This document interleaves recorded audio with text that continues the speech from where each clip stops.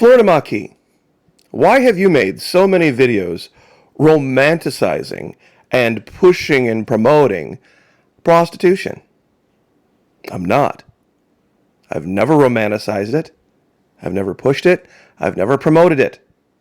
I've just stated that it exists, and it makes so many people uncomfortable, somebody needs to step up like an adult and talk about it.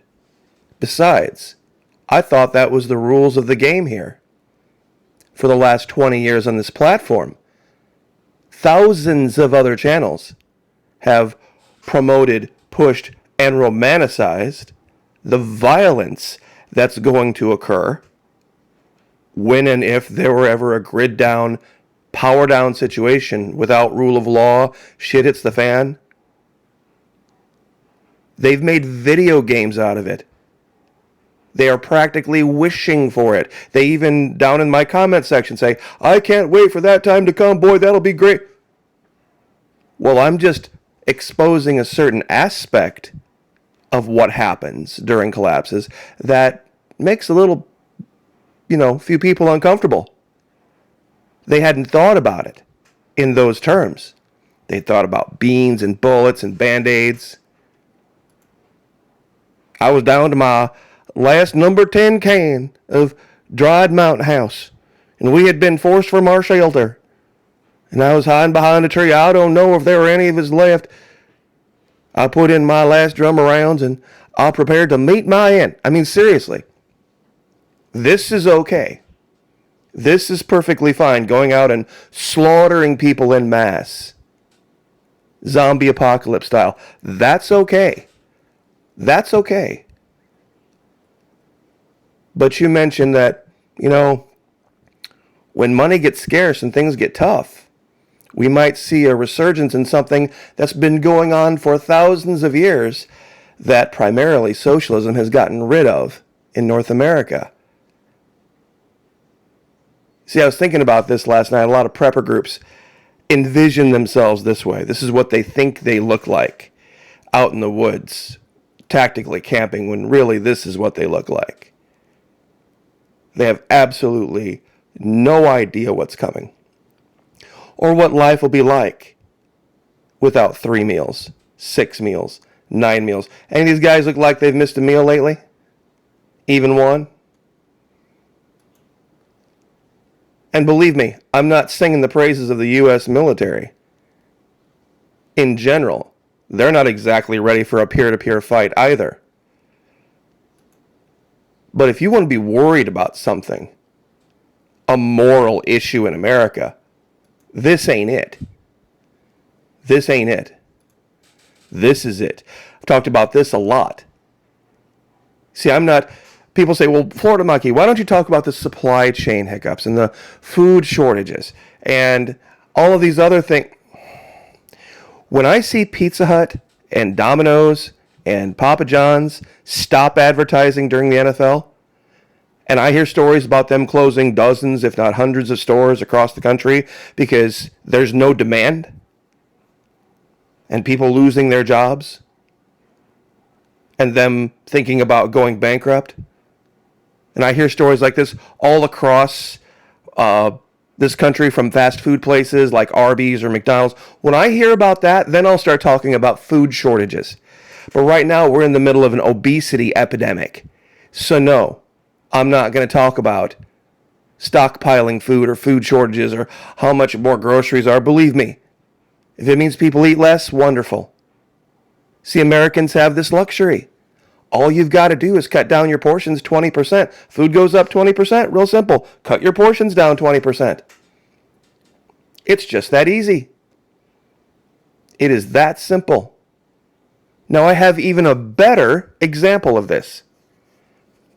People think that this channel is so immoral. Really? This channel is immoral? How many of you have seen the movie Heartbreak Ridge from 1986? I haven't heard anybody call for the canceling of this movie and then it be removed from the shelves. Have you? What's so immoral about it? Well, let's see. When Clint Eastwood's character, Gunnery Sergeant Highway, shows up to his new assignment and these guys are completely screwed up, he walks in and he says, And I quote, I've drunk more beer, banged more quiff, and pissed more blood and stomped more ass than all of you numbnuts put together. Now perhaps we should morally break down that statement. Drunk more beer, banged more quiff, pissed more blood, stomped more ass.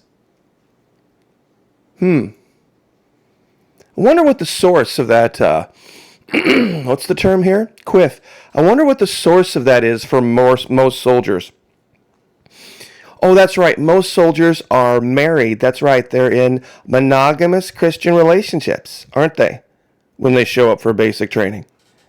They were virgins when they were married, and of course, they had sex on their wedding night to consummate the marriage, and they only engaged in any kind of activities at all for the purpose of making babies. Other than that, they didn't, because that would have been immoral. That must be what they mean by quiff. Yeah. Once again, anybody out there going to cancel Gunnery Sergeant Highway for promoting, pushing, and romanticizing banging quiff? Where do you think they find it? Most soldiers. What do you think the goal of most soldiers is on the weekend when they get off duty? Gunnery Sergeant Highway pretty much has it in order. Drunk more beer. Check. Maybe not this, but number 2. It isn't get on the internet and log into my World of Warcraft account. It isn't let's all get together and sit around and play Dungeons and Dragons all night. That's not what soldiers do. Not what good soldiers do, anyway. Why do you think they're broke? They've got free food. They've got free housing. They've got free uniforms. They've got training all day. What do you think they have to spend their money on, and why are young soldiers always broke? Or maybe you would have this guy step in for Gunnery Sergeant Highway. This should be the guy, of course, that's training our soldiers to go fight. The modern, liberal, Laodicean, milksop Christian. To teach you how to properly, well, I suppose if I use that term again, I'll probably get demonetized just like I did yesterday. Are those who you want fighting for you on the front lines? The ones that have said, hold on, I need to get in touch with my feelings. I'm having a moral issue blowing people's heads off. See, it's immoral for me to go frequent a lady of the night, but it's perfectly moral for me to go slaughter people en masse with this weapon. There's no contradiction there, is there? The U.S. government points me in that direction and says, see those guys over that hill over there? The ones in that particular color uniform? Kill them all. Kill every single one of them. That's perfectly fine. No moral issues there. But yeah, that night, when they're tired, they've had a few beers, this is what's going to send their soul to hell. This. Really. Really. Now, does any of this make sense? At all? Truly? Those of you who are wondering, picture on the right, Firefly, the sci-fi series, Inara Sarah, the great galactic lady of the night. Now do you see how ridiculous you sound? Especially those of you that have so long worshipped this man. Literally as if he were a god. His ethos is literally like the word of God. If it comes out of his mouth, it's the truth. Do you think they were comparing coffee cake recipes? Truly. Do you think they were just sitting around talking about politics? Perhaps they were doing some needlepoint, some cross stitch together. Seriously. Wake up. Get a grip. Oh, even a better story. All of you, for those of you that are still around, the Christians. I haven't heard one Christian, Not one call for the cancellation of this movie. It's classified as a rom-com, romantic comedy. This is, of course, Pretty Woman. Those of you who've seen the movie know that it's a prostitute. Yes, Julia Roberts. Her job? Have sex with men for money. Rich men, but nevertheless men. And of course, she's the hooker with the heart of gold. And here's the best part about it. Here's the best part about it, the hypocrisy. Google. Search. Is Pretty Woman rated R? How old should you be to watch Pretty Woman? A good rom-com, romantic comedy, that you can watch with your child at age 11. At age 11. And don't sit there and pontificate, oh, I'd never let my 11-year-old. Yes, you would. Yes, you would. This movie has been in the middle category for a long time. A long time. But what's it really about? What's it really about? Try explaining it in graphic detail. You see, the people that come to this channel and say I'm some kind of immoral hound or pig or dog or whatever they want to call me because of what I've shown, just don't have a grasp of what the reality is of what they've been romanticizing for a long time. When things get bad, there is one currency that pays the bills and has paid the bills for a long time. I'm not romanticizing it. I'm not pushing it. I'm not promoting it, but I'm sure as hell not judging anyone. Because when things get bad, people got to do what people got to do. Now, those of you, oh, if only it were like it were in the good old days. If only it was like it was way back when. I thought I'd leave this video with some entertaining ads from going all the way back to the 1900s through the 1970s and 80s. I put together a little compilation here all the way on the left from the 1900s of a clerk that shows up having bought a substitute brand of cornflakes, and how it was appropriate for the woman, the cook in charge, to grab him by the hair, slam his head down on the counter, and beat him. The woman, the female, beating the clerk, the male. I thought in the good old days it was all hyper-masculinity, and women were just poor little waifs. See, in the middle here, it's got kind of a long diatribe. I'll break it down and give you the 10-second version. This guy who runs a business, right? He buys himself a postage meter, meaning that now the people that he has working for him just have to, it's a very streamlined machine where they can just punch in the amount of postage and then pull the little crank, and it makes life easier. You don't have to find all the different sizes of stamps and do all this kind of stuff.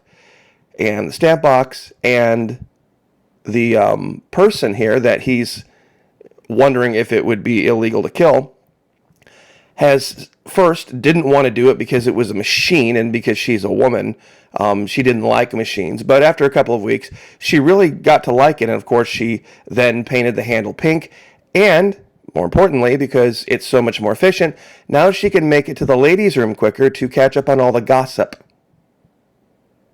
That's basically what they're saying here. That he, of course, has to pay her for. And, of course, on the far right, one of the most creepy ever,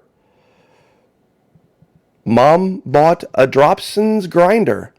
So good that you can grind anything up and put it on bread, and the kids will love it. Where has Daddy gone? Seriously. In an age of supposed hyper-masculinity? Oh, but it gets even better. You remember the woman that was upset about the fake cornflakes? Well, now, Post Toasties are great. Whatever the ladies say, whatever minute happens to go by, they can change their mind. Post Toasties makes the difference. And then, from I think this is the 40s or the 50s, here's this woman, looks to be probably in her 40s, suggestively bent over the hood, Tawny Kitaen style, handing what looks like a 16-year-old boy some SOS scouring pads for the white wall tires on his convertible VW. Selling SOS scouring pads. If there were an equivalent ad like this today, do you know the outrage? But these were the good old days. These were the good old moral days here, weren't they? Oh, but it gets better. It gets better. See this idea of misogyny. Here on the left, when Henry slipped his lovely gift ring on my finger, I sobbed, the ring is too pretty for my red dishwashy hands. You see, the idea of pleasing a husband, to go over and above to please a husband, was to wash dishes, buy a jar of ketchup, and make him a cup of instant coffee. Not regular coffee, not percolated, not brewed. No, husband-pleasing instant coffee. You see, if you happen to wash the dishes, keep an extra bottle of ketchup in the pantry, and made instant coffee in the morning, you were seen as the over and above achieving wife. Yes, that's right. That's exactly what they wanted you to believe. Unbelievable. And this is where it gets even worse. Even worse. On the left here, we have the ad for Domino's Pure Cane Sugar. It's smart to stay slim and trim and get Domino's Energy Lift too. The husband, who has been characterized here as some kind of a flamer, says, sure, I love sugar, but I'm watching my weight as he eats a nice healthy apple for breakfast. His wife says, but you need sugar for energy, and even 3 teaspoons of Domino's sugar contain fewer calories than your apple. So not only is it misinformation in the extreme, it effeminizes the man here, as if he doesn't know any better about what to eat for breakfast. He has an apple for breakfast, and that's not smart. He should have his 3 teaspoons of Domino's sugar instead, because she's so much smarter. And then I'm sure a lot of you are already looking at the advertisement for Winston's on the right. It's what's up front that counts. And they, of course, have her eye line drawn to a certain area of a very rugged man out. Looks like he's got a shovel in his hand. I'm not really sure what that is. If he's a shovel in a driveway or whatever. But it's clear what the innuendo is here. See, these are supposedly the good old days when things were so much more moral. See, they were just more subtle. That's the only difference. As for me, life is short. I haven't always lived in Florida. I always haven't had the blessing of being able to work from home. So I'm going to live my life, and I'm going to speak my truth. I don't wish for the end of days. The Bible teaches us not to. Doesn't mean I'm not prepared for it, but I sure as hell am not going to romanticize it. And I never have.